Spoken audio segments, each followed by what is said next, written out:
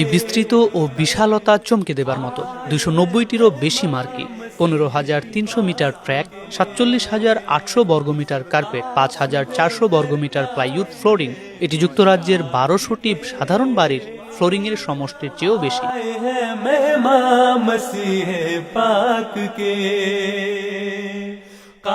এই জলসার দিনগুলোতে 6,40,000 রুটি অর্থাৎ প্রতি 0.4 সেকেন্ডে একটি করে রুটি প্রস্তুত হয়। খাবারও রান্না হয় বিশাল পরিমাণে, আর এগুলো 70 থেকে 75 জন স্বেচ্ছাসেবক যত্ন সহকারে প্যাকেট ও পরিবেশন করেন।